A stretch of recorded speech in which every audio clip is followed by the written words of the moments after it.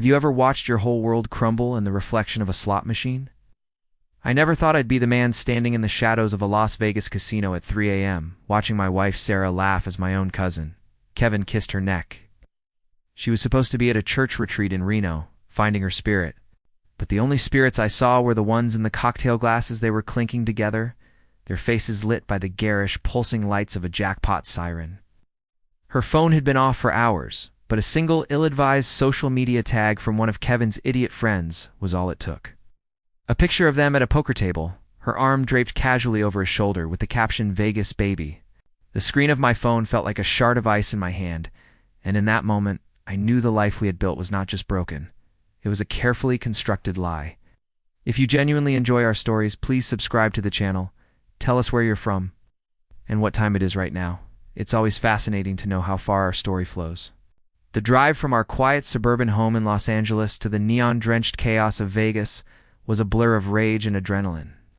Every shared memory, every whispered "I love you," now felt like a scene from a dark comedy where I was the punchline. Sarah had become distant, her phone guarded like a state secret. She'd started talking about needing space, about finding herself. Her weekly church group meetings became more frequent, her excuses more elaborate. I'd brushed it off as stress from her high-pressure job at a downtown marketing firm. I was a fool. I was the loyal, trusting husband, working overtime to pay for the life she paraded on Instagram. While I was managing construction sites under the scorching California sun, she was constructing a web of deceit with a boy half her age. My own blood. I watched them from across the casino floor, a ghost in their periphery. They were untouchable in their bubble of cheap thrills and betrayal. The way he looked at her, with a smug sense of ownership, and the way she preened under his attention, it was a performance of arrogance. There was no guilt in her eyes, only the cold, hard glitter of selfishness.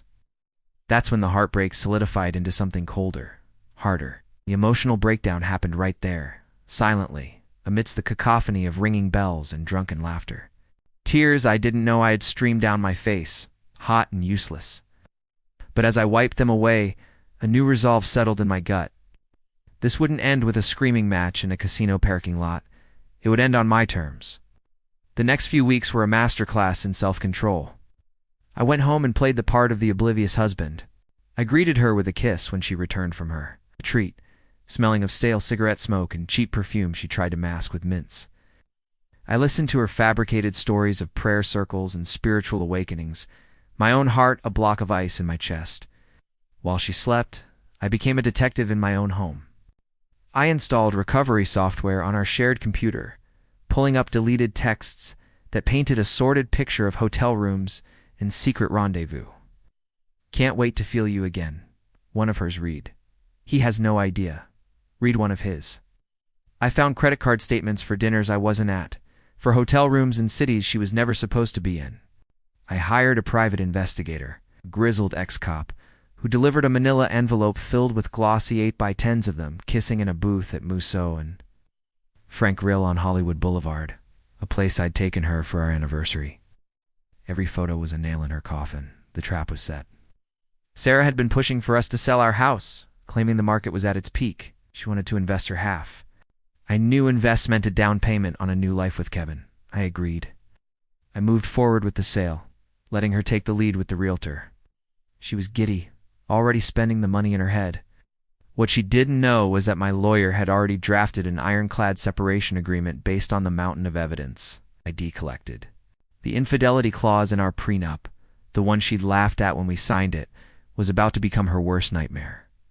The public exposure was the centerpiece of my revenge. Sarah's marketing firm was hosting its annual awards gala at the Biltmore Hotel downtown. It was the biggest night of her career. She was up for a major promotion. I declined to attend, feigning a last-minute work emergency.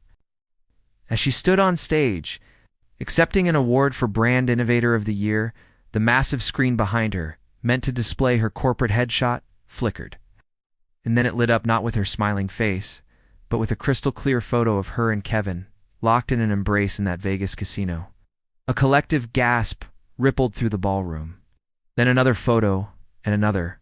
The texts, the hotel receipts, all of it, displayed for her colleagues, her bosses, her entire industry, to to see.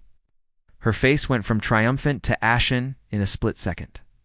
The microphone slipped from her hand, clattering on the stage with a deafening thud. She was ruined. Fired the next day for violating the company's code of conduct. The house sale was finalized, but the proceeds from her half were frozen, pending the divorce settlement that would leave her with nothing. Her friends, the ones who had enabled her, vanished. Kevin, the coward, blocked her number and disappeared, his family disowning him after I sent them a tidy little package of their own. She was left utterly alone, the socialite suddenly a pariah. The last time I saw her, she was moving her things out of our house into a beat-up sedan. Her designer clothes stuffed into trash bags. There were no tears, no apologies, just a hollow, vacant stare. She had gambled everything and lost. The house was empty now, echoing with the ghost of a life I once thought was real. Sometimes late at night, I can still hear the faint phantom sound of a slot machine paying out. The end.